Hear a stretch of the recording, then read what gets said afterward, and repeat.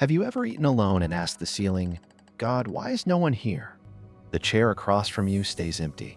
The phone does not ring. You try to be kind, try to smile, yet people still walk away. Loneliness feels like punishment, like you did something wrong and God is grounding you. But stay. In the next 7 minutes, you will see the quiet plan behind that empty chair.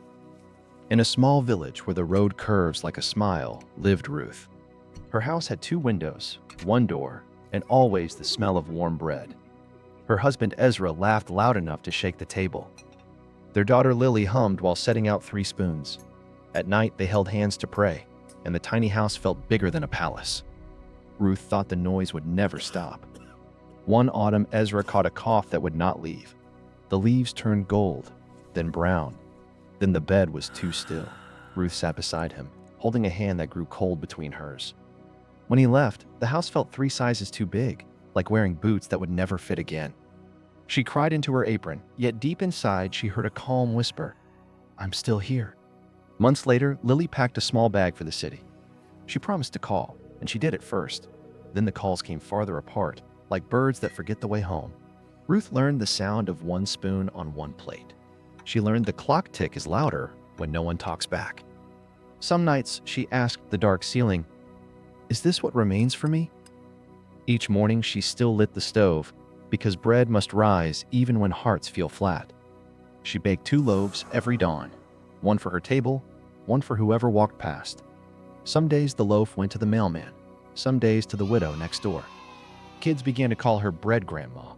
She fixed a broken birdhouse, sang lullabies to a stray cat, left seed on the windowsill. Little hands waved at her gate, and she waved back like a queen greeting loyal subjects. Lily came home one spring, eyes wide at the flower on the floor. Mom, you work too hard. You live alone. Ruth smiled, pressing a warm roll into her daughter's palm. Alone is a room. Love is the door. I keep it open. That same day, a young woman heavy with child stopped for water. Ruth gave bread and a soft blanket. Before leaving, the woman touched her own belly and said, May your kindness come back as a circle. Years folded like napkins. Ruth's back bent, her steps slowed, but the stove still fired at sunrise. One winter, her lungs filled with frost. She could not lift the tray, could not stir the dough. Word flew down the lane. Bread Grandma is sick.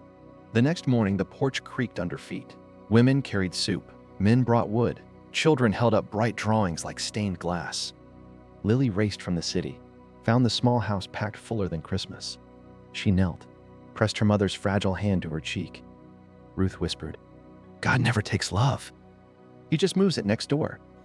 Ruth healed, but the village knew her seasons had turned. Lily packed 1 suitcase, 1 Bible, 1 wooden spoon. They rode the bus to the city where horns honk and no one knows your grandfather's name. Apartment walls felt tight, sky hidden by taller buildings than prayers. Ruth sat by the window, counting pigeons instead of stars.